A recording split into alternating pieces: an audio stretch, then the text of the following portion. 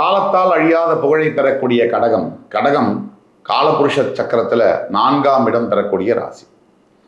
இந்த கடகத்தில் உங்கள் திருமண வாழ்க்கையை பாதிக்கக்கூடிய தோஷங்கள், கர்ம வினை ரகசியங்கள்லாம் என்ன? ஏன்னா மனுஷனுடைய வாழ்க்கையில் பார்த்தீங்கன்னு சொன்னால் எல்லாம் இருந்தும், பணம், பேர், பதவி, புகழ் எல்லாம் இருந்தும் சரியான வாழ்க்கை துணை இல்லை. நாம் பேசும்போது பல தோழிகள் நமக்கு கால் செய்து, என்ன சார் நீங்கள் ஆண்களுக்கு தான் சொல்லுவீங்களா? அப்படி எதுவுமே இல்லை. நாம் சொல்லக்கூடியது ஆண்கள் மற்றும் பெண்களுக்கே. ஆக ஒரு ஆணுக்கு எல்லாம் இருந்தும், பதவி, பேர், புகழ் எல்லாம் இருந்தும் மனைவி இல்லைன்னா லைஃப் இஸ் அ ஜீரோ. அதே மாதிரிதான் மனைவிக்கும். ஆனா அதிசயம் என்னன்னா, கடவுளோட படைப்புல பெண்களுக்கு மனோதிடம் என்பது இயற்கையிலேயே, பிறப்பிலேயே அதிகம்.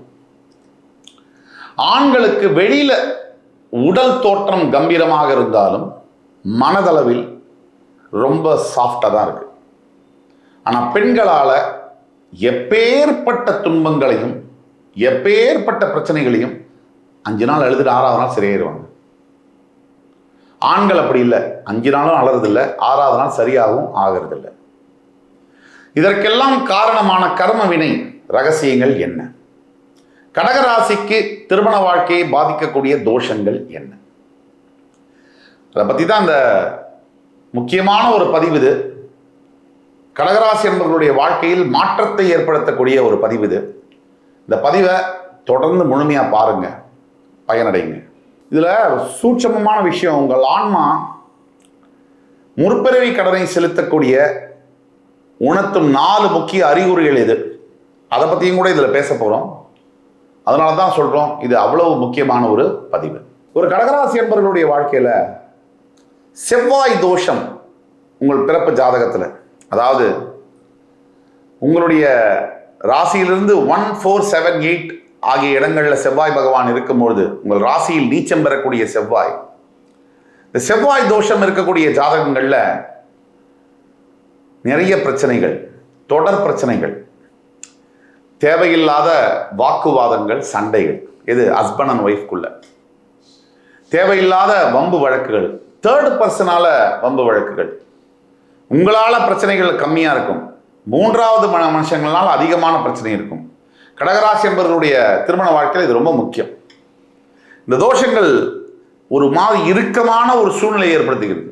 வீட்டிலேயே இருக்க முடியல, கணவனாலேயும் இருக்க முடியல, மனைவியாலேயும் இருக்க முடியல. பாவம், எந்த பாவமும் அறியாத குழந்தைகள் தவிக்கின்றன. அப்பாவும் அம்மாவும் சண்டை போடுறாங்க. பலிகாடு யாரு? குழந்தைங்க. அப்பாவுக்கு ஈகோ, அம்மாவுக்கு ஈகோ. அதோடைய ஃபீஸை பே பண்ணுறது எதுவும் அறியாத குழந்தைகள். அதே மாதிரி கடகராசி என்பவருடைய வாழ்க்கையில் உங்கள் ஜாதகத்தில் சுக்கிரன் மற்றும் சனி இணைந்திருந்தால் கோல்டு வார்னு சொல்லுவாங்க. வெளிப்படையாக சண்டைகள் நடக்கலைனாலும் உள்ளூர அவ்வளோ கோபம், வெஞ்சன்ஸ். எனக்கு ஒரு விஷயம் புரியல, என்னன்னா கணவன் கிட்ட மனைவி வெஞ்சன்ஸ் வச்சுக்கிறதும், மனைவி கிட்ட கணவன் வெஞ்சன்ஸ் வச்சுக்கிறதும், நீங்கள் ஏன் கல்யாணம் பண்ணணும்? முதல்ல கல்யாணம் பண்ணதுக்கப்புறம் இப்படி சண்டை போட்டுட்டு மனசில் ஒரு வெறி, பழிவாங்கும் தன்மை, இதெல்லாம் ஏன் வச்சுக்கணும்? பிடிக்கலையா சுமூகமாக இருங்க, முடியலையா பிரிஞ்சிருங்க. கூடவே இருந்துக்கிட்டு தினமும் உன்னை எப்படியாவது பழி வாங்கணும், நீ எப்படியாவது கெட்டு போகணும் அப்படின்னு நினைக்கிற அந்த வாழ்க்கை நரக வாழ்க்கை, கொடுமையான வாழ்க்கை. அது வேண்டாம், அது வேண்டாம். ஒருத்தரை பிடிக்கலையா நிம்மதியாக விலகிடுங்க. அவங்க என்ன வேணால் நினச்சிட்டு போட்டோம், நீங்கள் கெட்டவங்க நினச்சிட்டோம், நல்லவங்க நினச்சிட்டோம், பிடிக்காத போது எதுக்குங்க வேலை? வேண்டாம். அது இல்லாமல் பிறவி ஜாதகத்தில் சுக்கிரன் சனி இருந்தால் ரொம்ப கோல்டு வார், அமுக்கமான சண்டை. நேரடியாக எந்த வார்த்தையும் பேசிக்க மாட்டாங்க, ஃபிசிக்கலாக எந்த சண்டையும் போட மாட்டாங்க. ஆனால் இதெல்லாம் பேசுகிறவங்க, சண்டை போடுறவங்களுக்கு மேலே ஒரு வெறி, ஒரு பழிவாங்கும் குணம் இருக்கும். இதில் கவனமாக இருக்கணும். அதே மாதிரி கடகராசி என்பவர்களுக்கு உங்களுடைய 7ஆம் வீடு என்று சொல்லக்கூடிய மகரத்தில் சனியோ, ராகுவோ, கேதுவோ, செவ்வாயோ, இந்த 4 கிரகங்கள் உட்காந்துட்டாங்கன்னா மேரேஜ் லைஃப் ரொம்ப கஷ்டங்க. கடகராசி என்பவர்களுக்கு முக்கியமா சொல்றேன், சனி, ராகு, கேது, செவ்வாய் இந்த 4 கிரகங்கள் மகரத்தில் உட்காந்துட்டா மேரேஜ் லைஃப் அப்படின்றது ரொம்ப சிரமம், ரொம்ப சிரமம். எவ்ரி டே ஃபைட்டு தான், அப்யூஸ் தான், மிகப்பெரிய பிரச்சனைகள் தான், மிகப்பெரிய கருத்து வேறுபாடுகள் தான், சரியாக வரல. ஆனால் அதை நம்ம கவனமாக பார்த்துக்கணும். அந்த மாதிரி அமைப்பு இருக்கக்கூடாது. ஸோ அப்படி இருந்தால் அதற்கான தீர்வுகளை பெற வேண்டும், தீர்வுகளை செய்ய வேண்டும். அதே மாதிரி கடகராசி என்பவர்களுக்கு உங்கள் ராசியிலேயே கேது இருக்காருன்னு வச்சுக்கோங்க, சந்திரன் இருக்கிற அதே கடகத்தில் கேதுவும் இருக்காருன்னா அங்கேயும் பிரச்சனை வரும். ஏன்னா உங்களுடைய சிந்தனை ஒரு ஞானியை போல, ஒரு ஜீனியஸ் போல இருக்கும். உங்களுடைய பார்ட்னரோட சிந்தனை சம்பந்தமே இருக்காது. அவங்க வேறொரு உலகத்தில் இருப்பாங்க, நீங்கள் வேறொரு உலகத்தில் இருப்பீங்க. இதனால தினசரி குடும்ப வாழ்க்கையில் சண்டைகளும் சச்சரவுகளும் வந்து கொண்டிருக்கிறது. இந்த மாதிரி அமைப்பிலையும் கடகராசி என்பவர்களுக்கு திருமண வாழ்க்கை என்பது சரியாக அமைகிறது இல்லை. இப்போ கடகராசி என்பவர்களுக்கு ராசி கட்டத்தில் எந்த பிரச்சனையும் இல்லை. நவாம்ச கட்டத்தில் சுக்கிரன் பாதிப்பு அடைஞ்சிருந்தால் அப்பையும் திருமண வாழ்க்கை, திருமணம் ஆகிறதே தள்ளி போடும், டிலேடு மேரேஜ். மேரேஜ் ஆனதுக்கு அப்புறமும் பிரச்சனை, ஏதாவது ஒரு குறை. மேரேஜ் ஆனதுக்கு அப்புறம் நீ அதை செய்யலை இதை செய்யலை இப்படி இல்லை, ஒரு நிம்மதி இல்லாத குடும்ப வாழ்க்கை. இந்த அமைப்புல கடகராசி அன்பர்கள் தவித்துக் கொண்டிருக்கிறது.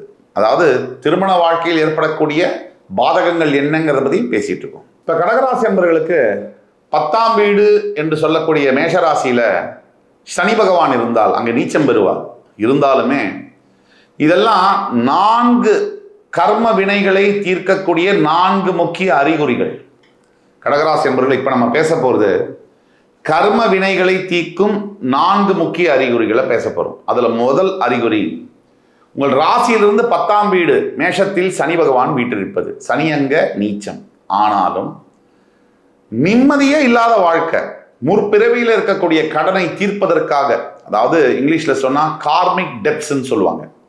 இந்த முற்பிறவியில் இருக்கக்கூடிய கடனை தீர்த்து வைக்கிறதுக்காக ஒரு பிறவி எடுத்து நீங்க வந்திருக்கீங்க அப்படின்னு அர்த்தம். அதனால எந்நேரமும் என்னன்னா தாமதங்கள் ஆவது, எந்த காரியத்தை எடுத்தாலும் தாமதப்படுத்துவது. அந்த தாமதப்படுத்துவதனாலேயே அந்த காரியம் அதோடைய வலுவை இழப்பது. இப்போ ஒரு வேலை 10ஆம் தேதி நடந்தால் நல்லது, அது 25ஆம் தேதி நடந்ததுன்னா அது நடந்தாலுமே பிரயோஜனம் இல்லை அப்படிங்கிற மாதிரி. ஆக இந்த மாதிரியான அமைப்புகளை ஏற்படுத்துது. இது முதல் முக்கிய அறிகுறி. கர்ம வினைகளை நீங்க சுமக்கிறீங்க அப்படிங்கிற 4 முக்கிய அறிகுறியில் முதல் அறிகுறி. கடகராசி என்பவர்களுக்கு ராகு கேது உங்களுடைய ஜாதகத்துல முக்கிய வீடுகள்ல அமர்ந்தால், ஃபார் எக்ஸாம்பிள் 1, 7, 4, 11 இந்த மாதிரி வீடுகள்ல அமைஞ்சிட்டா மறுபடி ஒரே விதமான பிரச்சனைகள் வரும். உங்கள் ராசியிலேயே ராகுவோ கேதுவோ இருந்தால், உங்கள் 4, 7, 11ஆம் வீடுகளில் இருந்தால் உங்களுக்கு மறுபடி தொடர்ச்சியாக ஒரே பிரச்சனைகளை ஃபேஸ் பண்ணக்கூடிய மாதிரி அமைப்புகள் வருது. இதுவும் கர்ம வினைகள். இதை முழுசா பாருங்க, கடைசியில் இதற்கான தீர்வுகள் என்னங்கிறத பற்றியும் பேசுவோம். அதே மாதிரி கடகராசியில இருக்கக்கூடிய நீங்கள் உங்கள் ராசியில ராகுவோ கேதுவோ சேர்ந்து விட்டால், சந்திரன் ராகு சந்திரன் கேது காம்பினேஷன், இது எப்படின்னு கேட்டீங்கன்னா எந்நேரமும் எமோஷனலா நீங்க சஃபர் ஆகிற மாதிரி இருக்கு. அதாவது எப்ப பாரு உணர்ச்சி பூர்வமா ஒருத்தர்கிட்ட பாசம் பந்தம் வச்சு மாட்டிக்கிறது, அதுல இருந்து வெளியில வர முடியாம தவிக்கிறது. இந்த அமைப்புகளை இது தருது. அதே மாதிரி 6ஆம் வீட்டு அதிபதி வலுப்பெறுவது. 6ஆம் வீட்டு அதிபதி பலம் பெற்றால் கடன், தீராத கடன், மறைமுக நோய் மற்றும் மறைமுக எதிரிகள் இதை சார்ந்ததாகும். இப்ப கடகராசிக்கு 6ஆம் வீடு தனுசு, 6ஆம் அதிபதி குரு மிகப்பெரிய அளவில் வலுப்பெறக்கூடாது, ஓரளவுல இருக்கணும். 6ஆம் அதிபதி வலுப்பெற்றால் தேவையில்லாத தொல்லைகள், அதே மாதிரி தேவையில்லாத நோய்கள், அதே மாதிரி தேவையில்லாத எதிரிகள் 3 சுத்தி நமக்கு வந்துகிட்டே இருக்கும். ஆக இந்த கர்ம வினைகளை தீர்க்கக்கூடிய விஷயங்கள் இது. கடகராசியை பொறுத்த வரைக்கும் இப்போ 3 விஷயங்களை நான் சொல்ல போறேன். உங்கள் பிறப்பு ஜாதகத்தில் நாம பேசக்கூடிய விஷயங்கள் பொதுவான விஷயங்கள். உங்களுக்கென்று ஒரு தனி பிறப்பு ஜாதகம் இருக்கு. இப்ப நாம சொல்லக்கூடியது 70 to 75% ஒர்க் ஆகும். இன்னும் 100% ஒர்க் ஆகணும்னா உங்களுடைய பிறப்பு ஜாதகத்துல லக்னாதிபதியுடைய வலு, 5ஆம் அதிபதியுடைய வலு அண்ட் தசா புக்தி நாதன்களுடைய வலு, இதை வச்சுதான் நாம சொல்லக்கூடியது வேலை செய்யும். உங்களுக்கு சந்தேகம் இருக்கு அப்படின்னா கீழே உள்ள வாட்ஸ்அப் நம்பர்ல எங்களை தொடர்பு கொண்டு பேசும்போது 1-to-1 ஆன்லைன் கன்சல்டேஷன் இல்லை நேர்லேயே கன்சல்டேஷன் கொடுத்து உங்களுக்கான டவுட்ஸை துல்லியமாக கிளியர் பண்ண முடியும். உங்களுக்கான எதிர்கால வாழ்க்கையை எக்ஸாக்ட்லி 100% அக்யூரேட்டாக ப்ரெடிக்ட் பண்ணி கொடுக்க முடியும். இப்போ 3 விஷயங்கள் கர்ம வினைகள் இருக்குன்னு தெரிஞ்சு போச்சு ஜாதகத்தில். அதற்கான சல்யூஷன், தீர்வுகள் என்ன? முதல் விஷயம் நீங்க செய்யக்கூடியது, உங்கள் ராசிநாதனுடைய சந்திரனார் கோவில் கும்பகோணத்தில் இருக்கு, அது போயிட்டு வரும். 2வது விஷயம் தியானம். தொடர்ச்சியா தியானம் செய்யணும். 10 நிமிடம் 15 நிமிடம் தினமும் 96 நாட்கள் 2 மண்டலம் குறைந்தபட்சம் தொடர்ச்சியாக தியானம் செய்ய வேண்டும். 3, ஒவ்வொரு பௌர்ணமி தோறும் சத்யநாராயண சுவாமிக்கு சாயங்கால வேளைகளை பூஜை உண்டும். அதாவது 6 மணி சூரிய அஸ்தமனம் ஆன பிறகு பூஜை செய்யணும். இப்படி செய்து வரும்போது இந்த 3ஐயும் செஞ்சீங்கன்னா உங்களுடைய கர்ம வினைகள் எதுவாக இருந்தாலும் அது தவிடு பொடியாகும்.